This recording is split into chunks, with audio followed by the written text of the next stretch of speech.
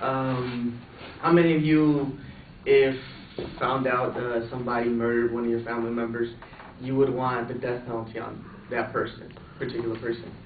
And everybody would think that let's kill the murderers. But California is #1 in implementing the death penalty. But if you take a closer look, it's not as easy as just putting somebody in a chair and just letting them go. It's a big process. You could start with the trial. It's not a regular just murder trial. If a convict is in trial for murder, in order to get the death penalty, you have to seek it has to have special circumstances. You can't, I guess, a convict cannot just kill somebody. It has to be done, maybe murder somebody, and then either during rape, robbery, maybe multiple murders, that will get somebody under special circumstances. As soon as they start the trial, a trial would go, and it's just one trial to be found if he's guilty or not. If found guilty, he still waits a couple of years, gets another trial in order to see if he's eligible for the death penalty. After all that, he's still waiting in jail, still living, still taking our taxpayers' money. We're feeding them, housing them, and they still have to go to another trial because he has automatic appeals to an appellate court or a California Supreme Court, and that's just keeping him just waiting there instead of just sentencing him to life without parole and not giving him any more chances of him getting away. The cost as well is just devastating to the state. An execution is about $230 million, but that's not just, you have to accumulate the council that charges about $11 million just to represent a death penalty representative, I guess. You also have to come in about that all the money that's wasted in each court. Each court has to have testimonies from experts, judges, and everybody has to get paid. And if you do it at trial and try to convict them of life without parole, that only costs about $11 million, even if you give them a retrial or if they try to appeal. As Ron Tepes of LA Times, he stated in an article that death row means a longer life, and that's because the average time that is served for a person on death row is about 20 to 25 years. So if they were going in at 30, they still get to live till they're 50, 55 without just no problem, no nothing, just sitting in a cell, eating, and just living, I guess, their life, I guess. The average age of about every convict that's killed, like I said, is about 55 to 60.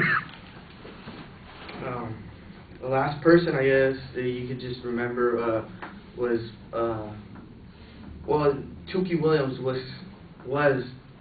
was executed December 13, 2005.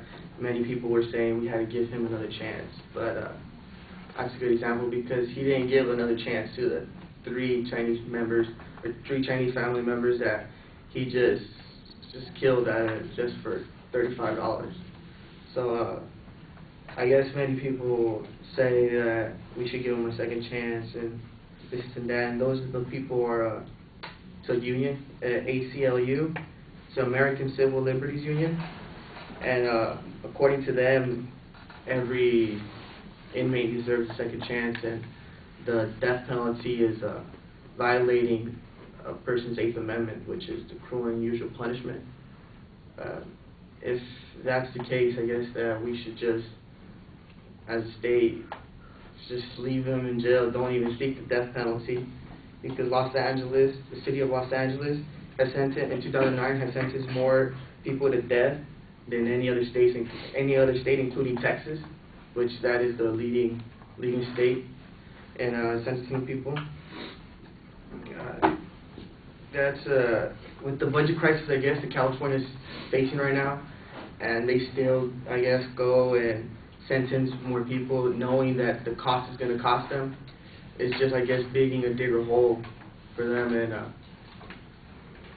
times that, I guess at the end of the day, taxpayers that work, just like me and any other you guys, are the ones that are paying for them to live, I guess, their life for another 30, 40 years, even though they've committed a couple of horrendous stuff.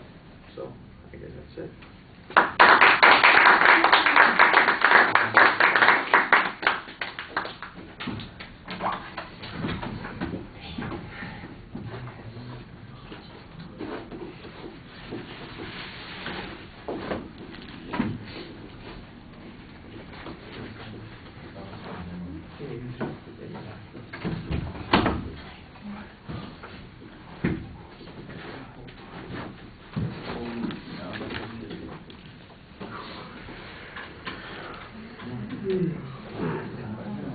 Jesse?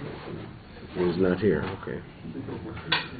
So it'll just be me. Hang on a second.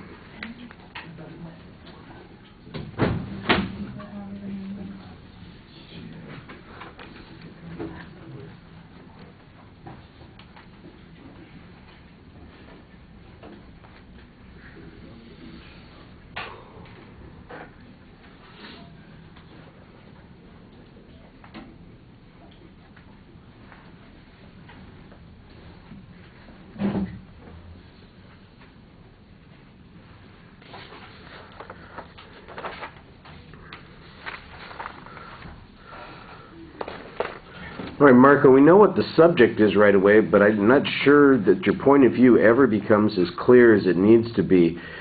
Sometimes it sounds like you're complaining that the death penalty is not carried out very effectively, and sometimes it sounds like you're saying we should just get rid of the death penalty. I'm not exactly sure ultimately what I'm being asked to believe at the end of the presentation, and so you need to sharpen up the thesis a lot more during the presentation. You seem to get into the subject and just sort of start wandering around on information. You need to have a narrative structure that you're going to go through that tells us this works or it doesn't work, and here's why it works or here's why it doesn't work. If I was going to guess, I would say primarily you seem to be coming down on the side of getting rid of the death penalty, either because of costs or because it just doesn't seem to be an adequate punishment. But it's not quite clear to me what's inadequate about it. For example, the place where you're talking about how long they actually serve, 25 to 30 years before they're executed, so they're in the middle age when they're executed. Well, if they're in life imprisonment, it's going to be 25 to 30 years probably until they die in prison. I'm not exactly sure what point you are making with that comparative information. The structure is, like I said, the biggest problem, because it just seems like you've got data that you're putting in here, but it's not building together. The one thing where there is a little bit of a separate structure to it is the cost issue, but everything else seems to just be kind of all over the place. On the presentation issues, I think you start off pretty well with your voice, but it tends to drop off at the end.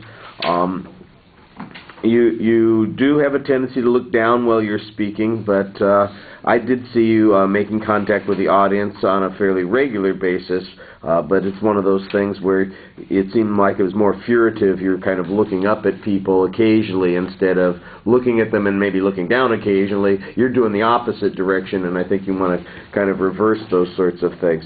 You seem animated while you're speaking, but like I said, right at the end, it just seemed like there's a lot of uncertainty in the presentation about what you're trying to do, and at the end, it's just, well, let me be done. I come to a stopping point, and that's where I am. All right, thank you.